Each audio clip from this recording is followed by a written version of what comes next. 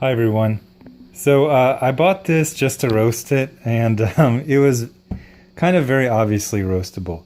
So a little background on Iceman. They've decided to make Iceman gay, which makes a character who was never interesting enough to get his own series. Suddenly, him being gay makes him interesting enough. So sometimes I've thought things were done just for diversity checklist reasons, and I found out I was wrong. And this book was not only terrible, but it's just so obvious what they're doing. So let's just start off right away with the cover. um, so with I guess I don't know. It's like from a alternate sitcom universe where like there's no one who's gay that isn't like cartoonishly, effeminately gay, like a NBC sitcom character from the 1990s. It's as if the only like people you've ever met that were gay were characters from Will and Grace or like Sex in the City. So of course, Iceman can't just be like fighting a villain. He has to be literally like cocking his hips like a woman and like, I don't know, flirting with the camera, something like that. Then they get these other characters who are actually none of them are in the book, although Apocalypse is mentioned several times. Again, with SJW writers, they have very limited knowledge or interest in the Marvel Universe. So if they know one thing, they're going to mention it 5 times because that might be the only thing they know.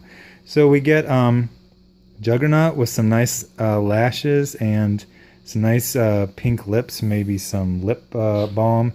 We get another very pretty femi salt and pepper Magneto with like the nice pronounced lips. Mr. Sinister just over the top, like effeminately gay looking, and again, just in a very cartoonish way that I don't run into in the real world with friends.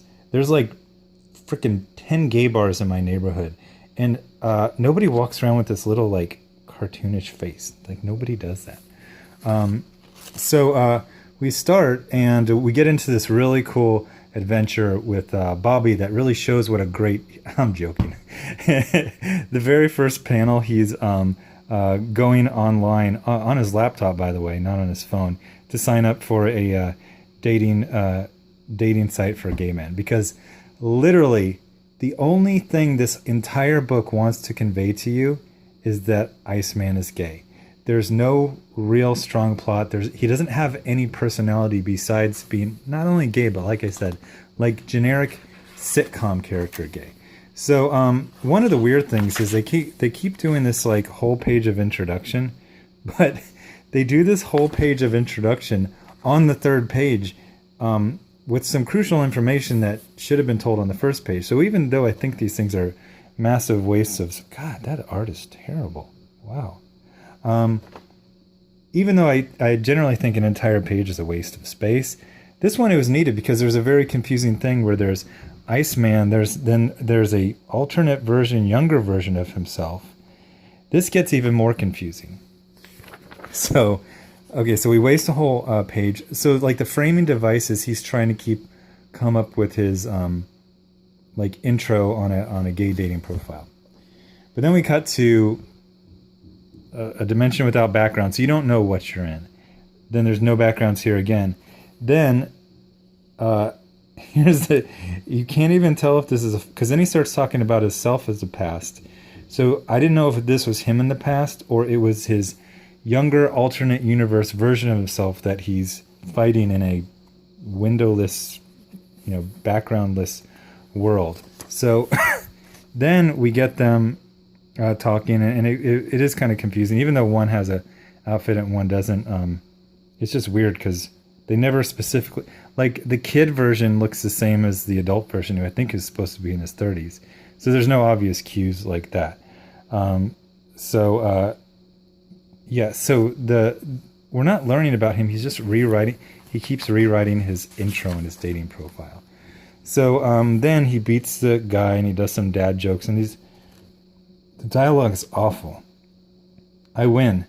I guess I'd still be a winner if you had gotten me. But past tense? Does that make me future tense? Present tense. Now I'm just tense. This is like the worst dialogue ever. I think it's supposed to be funny, but it just makes him look like a really annoying jagoff. So I guess he does have one personality cue. So then I don't know, they're just like, oh, okay, oh, I've got to immediately go on my date. So we're like 5 pages in, and like all they can say about both versions of Bobby is that he's gay. Oh, you know, the older gay, he's just coming to terms with him. The young gay guy, he's already just got his gay date, and it's like they invite him along, which is weird. And then he says this really kind of gross thing. He goes, they're going off on the date, and the older one says, have fun, don't send pics. And I got kind of like a grimy feeling from that joke.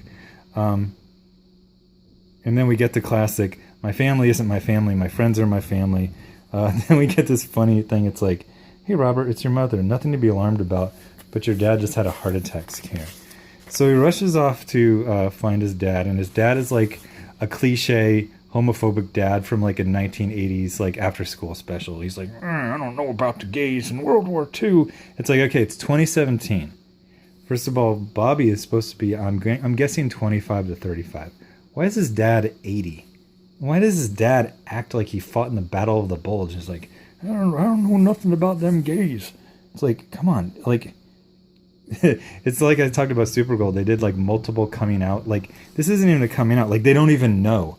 He's just like, I don't know, you're mutant gays. So then we find out that Bobby, who's supposed to be like a really cool guy, apparently never visits his parents in Long Island. Then he finds out that they moved one stop down the Long Island Railroad, and he gets really triggered over that.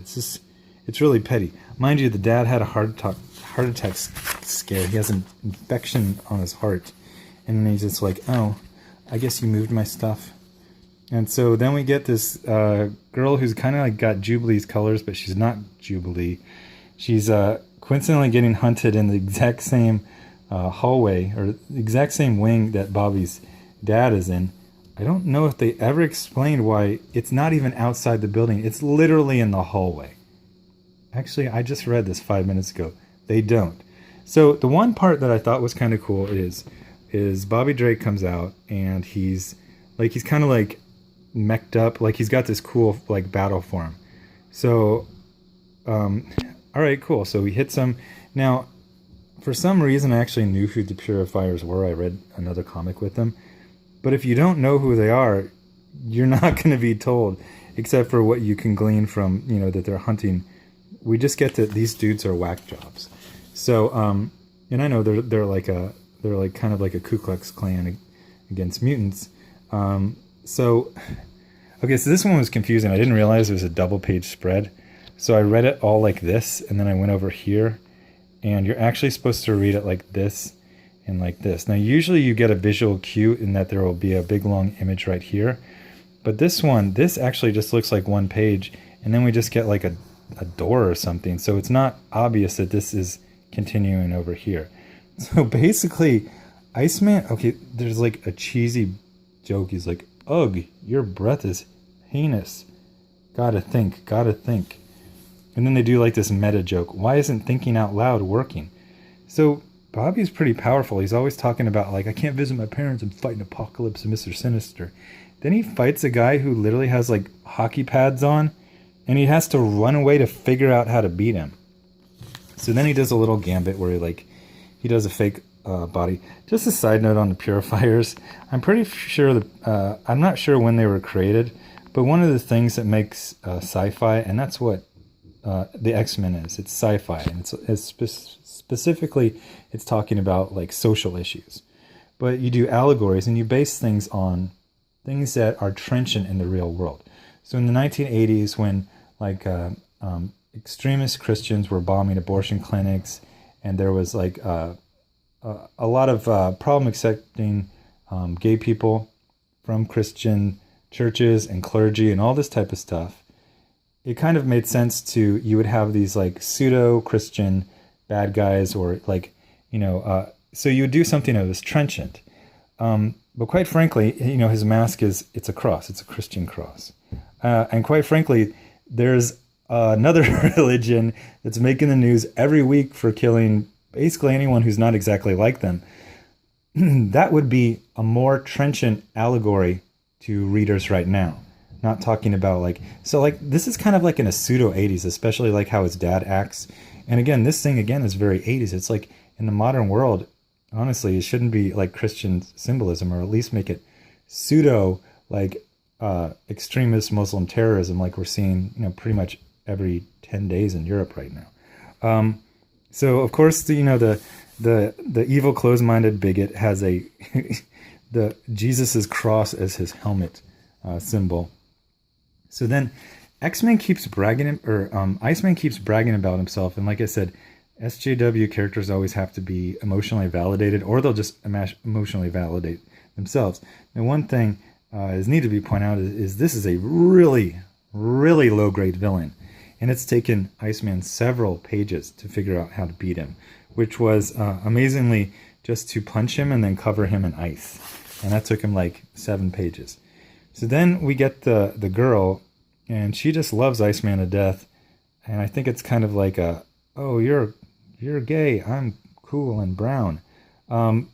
But she's just kind of like, I don't know, like a pseudo-jubilee, like peppy lifestyle. And then they give her power, and it's disgusting. She can harden her spit into stalactites. It's like, come on, that's grimy. So then we go back to the the parents who are apparently like born in the Depression, and like these 1950s parents in 2017. I mean, these parents, first of all, I don't know any parent who has an adult child who's like 32 who doesn't know that he's gay. And if they did, it would be like their first Facebook post. Like, oh, yeah. Oh, Bobby just told us we're gay. We support that. Hashtag whatever.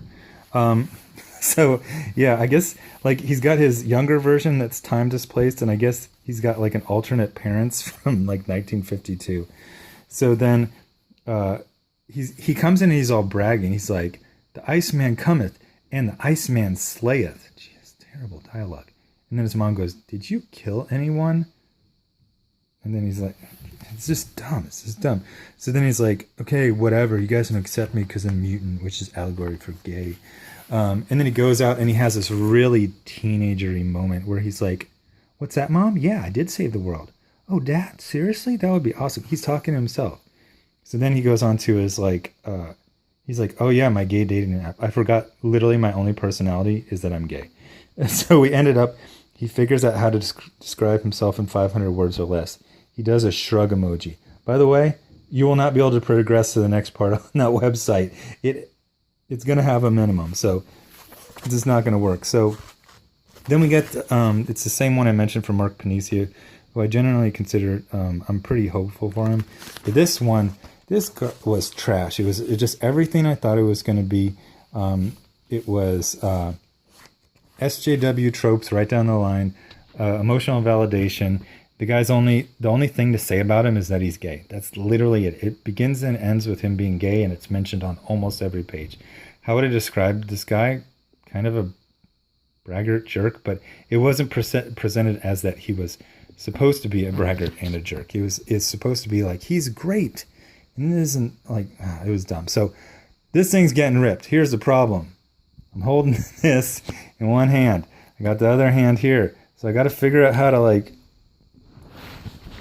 I don't know. How am I going to rip this thing? Maybe I'll have to rip it like in stages. Okay. This is not fun. I really got to get a tripod. This ripping is like, it's like old-timey serious. Okay, so see, it's getting ripped. And that was a terrible rip. That was more of a mutilation. But anyway, once I get a little tripod, the rips will be a lot better. So yeah, this is what I think of Iceman #1. I'm definitely not reading this. Maybe to roast it. But tell me what you think about this review. Tell me about what you think about my completely terrible attempt at ripping it on camera. Tell me what you think about making Iceman gay. Tell me what you think is a good gay hero. For me, it's North Star, at least how North Star used to be, with a lot of personality. So thanks for watching. Subscribe, share, and I'm going to have Deadpool versus the Punisher up tomorrow.